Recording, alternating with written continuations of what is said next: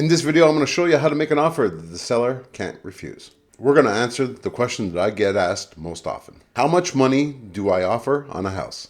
I'm going to make him an offer he can't refuse. Let me tell you guys, this is the question that I get all the time. So I kind of figured let me make a video on it and tell you what I think about this. So what I'm going to share with you is a couple of strategies and how I determine the best price that you should offer. I'm sharing with you some strategies that you should use when making an offer. And these will work regardless if you're in the buyer's market or it's a seller's market. And yes, we still have a few seller's markets, but not very many. By the way, my name's Tony and I make videos about living and buying homes here in the GTA. So if you're thinking about buying a house, reach out below. I'd love to work with you. And in this video, I'm going to be using percentages, not so much dollar figures, because across the city, across the country, dollar figures will vary, but percentages typically work best. Now let's take a quick look at the key factors that you should be using or you should know in order to determine the offer. First things first, we're going to be looking at the local comparables. We want to determine what your house is worth based on the recent sales value of other homes in the area. If the house that you're interested in has a garage, then make sure you're comparing homes with garages. If you're looking at a house that has 4 bedrooms, make sure you're looking at other properties that have 4 bedrooms. Most likely, this is something your real estate agent is going to do for you. And if he doesn't, make sure you get a better real estate agent. And this is just the first thing we're looking at. And the next big number that we're looking at is the days on market. This is how many days the property has been listed on the MLS. If it's a buyer's market, this number tends to be higher. It might be 30, 40, 50 days on the market, if not longer. And if the reverse is true, this is a seller's market, typically those numbers are a lot lower. We're talking anywhere between 2 and 7 days easily. The third factor that we're looking at is the condition of the home. Does it look like it needs repairs compared to the other homes? Is it more updated? Is it less updated to the other homes in the area that recently sold? All these factors we need to take into consideration. And the biggest factor of all is your budget. What can you afford to purchase? And this one's a little bit harder to gauge. It's the seller's motivation. Are they in a hurry to sell? Have they purchased a property? Is it an estate sale? Is it a power of attorney? Those factors will influence the offer that we make. The house might be empty or vacant, and usually this determines that the seller is in a little bit more of a hurry to sell. And sometimes we got to realize that the seller is just testing the market. If they're just testing the market, chances are our negotiation strategy, it won't work with these guys. So let's dive into making an offer in a buyer's market. And if you're in a buyer's market, and what that really means is there's more homes for sale than there is buyers willing to purchase. And that works to your advantage. Sellers are trying to compete with each other to sell their property, as opposed to in the seller's market where you have buyers competing. And this is a great thing for buyers because it's giving you leverage. In a buyer's market, I typically advise my clients to make an offer about 5 to 7% below the list price. The important thing is you want to come in low enough that there is room to negotiate a little bit. And I'll tell you right off the bat, there is going to be countering back and forth. They're not going to accept that first offer, but they hopefully come back with an offer and we work with that offer. So we'll go back 2 or 3 times with a counter offer. But the important thing to know is that final number that you have in your head, whatever it is.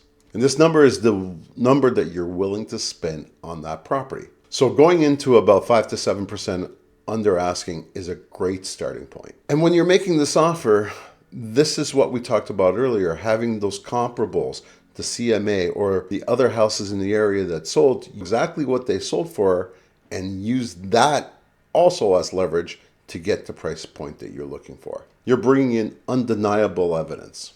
So when your realtor makes that offer on your behalf, I'm coming prepared with all the information to present my offer and why that offer is a sound, solid offer based on the comparables. Is a great offer, should be accepted.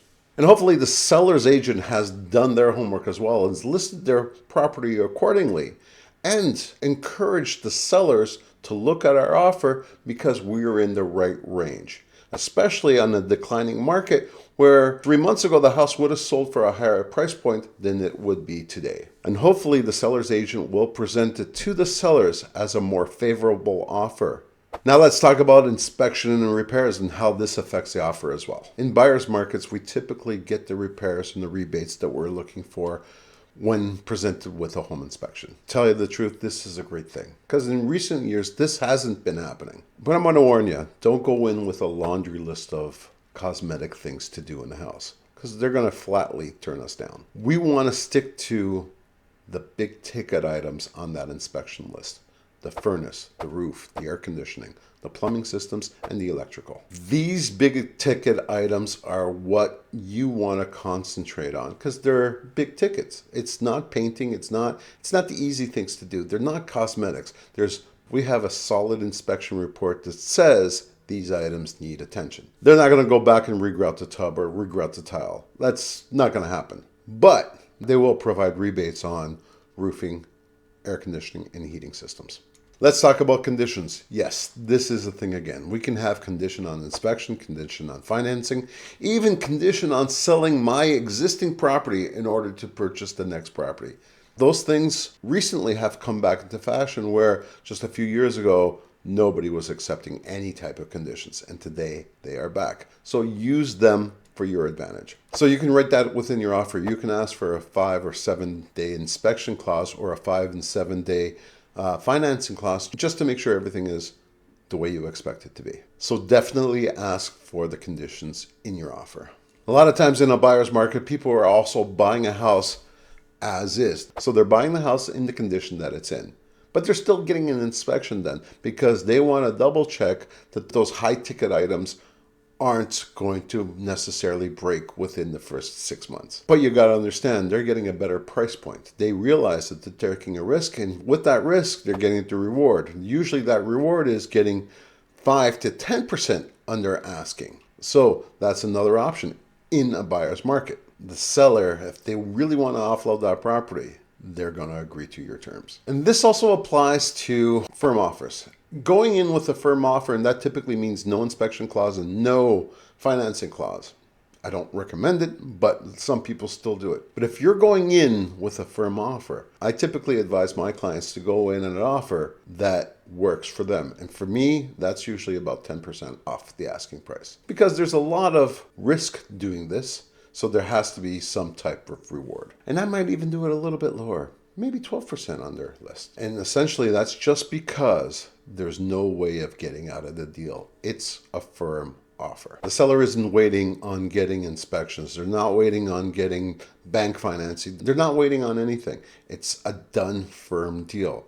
And sometimes they're willing to pay the premium and sell the house for a little bit less just in order to facilitate the closing quicker. And one of the last conditions I want to talk about is the closing date. If the property is vacant, the assumption is made that the seller wants to close on the property as soon as possible. And if you as a buyer can do that, it's another reason why to go in just below or 5 to 10% below asking, because not a lot of other buyers can. Many buyers, when they're buying a house, they need to sell their existing house. If you don't need to do that, you can go in a lower price point and take advantage of the vacant status. The disadvantage of going too far under asking is sometimes the seller will be offended. What that usually means is they don't want to work with you. But in markets like we're in right now, they really have no choice but to work with you in a buyer's market because they're not getting a lot of offers or viewings or showings.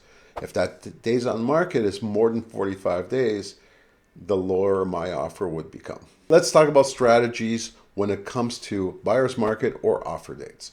We want to go on offer at listing or a couple points above listing. But before we do that, the first thing we're going to do is do that market analysis again. We're going to check the comparables. We're going to see what's sold recently in the area so we're not overpaying for any properties. And also you're going to have your agent reach out to the seller's agent to see what they're looking for. Sometimes it's price points, sometimes it's closing dates, sometimes it's conditions. So if your real estate agent can reach out to the seller's agent, there's a conversation that can be had and they can get the inside scoop on what the seller is really looking for. And when he's having that conversation, he can actually gauge how much interest is on that house.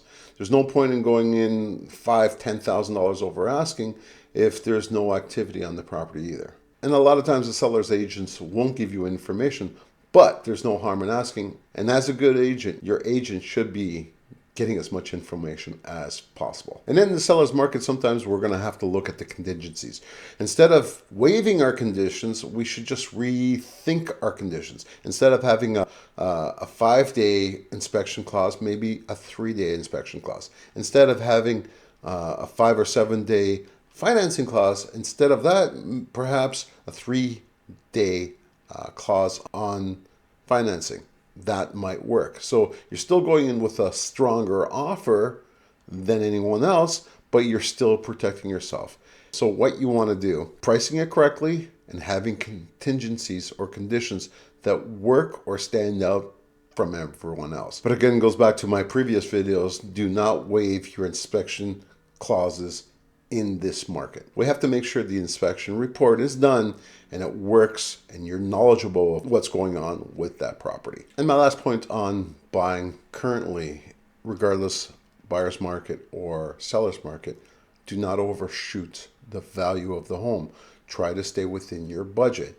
Creating an offer to purchase a home, that offer should be in line with the recent resale values of the neighborhood. That's where the competitive market analysis comes in, or the CMA. If it's meant to be, it will turn out. So regardless if you're in a buyer's market or a seller's market, if you're comfortable with that number, go for it. If you're not, walk away. I got a huge favor to ask. If you liked any of my content, please hit that subscribe icon and that bell icon to be notified of all the updates happening here in the GTA. The last tip is work with a great real estate agent who knows the local market, all the trends, with great negotiation skills. They will guide you properly. By the way, if you're looking for a great real estate agent in this market, scan this QR code or click the link down below and I will happily reach out to you. I hope you found this video helpful today and hopefully you're able to utilize these strategies when making an offer on a home. My name is Tony Sousa. Until next time.